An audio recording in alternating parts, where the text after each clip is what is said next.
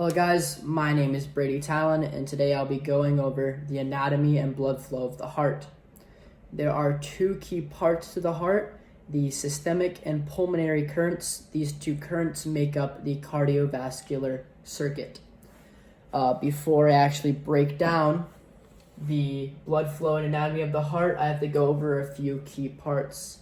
Blood vessels. Blood vessels are vessels that transport blood throughout the entire body.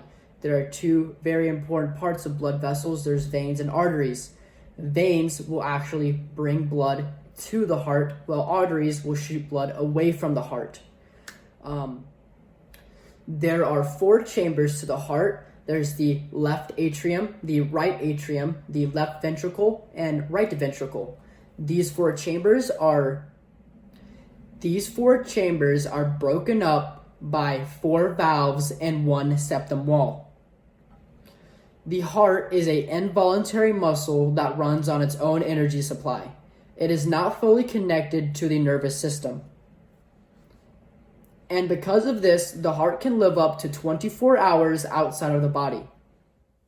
In this next part, everything that you see in red will describe blood that is rich in nutrients and rich in oxygen. Everything that you see in blue will describe blood that is depleted of both nutrients and oxygen. I will now break down the blood flow of the heart, starting with the superior vena cava and the inferior vena cava.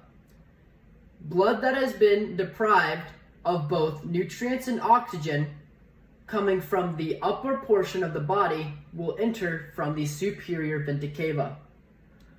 Blood that has been deprived of oxygen and nutrients coming from the lower portion of the body will enter from the inferior vena cava.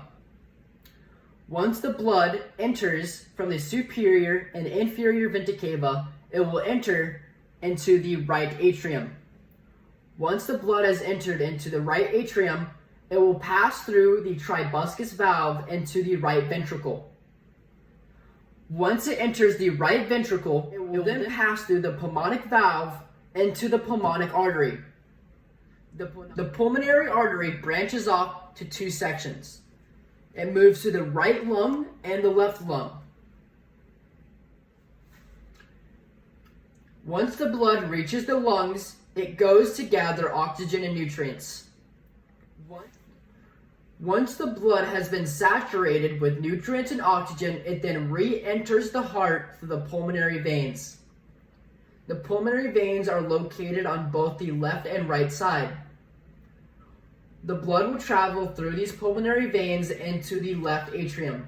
Once it enters the left atrium, it will pass through the bicuspid valve into the left ventricle. Once it enters the left ventricle, it will then pass through the aortic valve into the aorta, which then it will be passed through the entire body. Once the blood has passed through the entire body, the circuit is complete. Thank you for watching my breakdown on the anatomy and blood flow of the heart.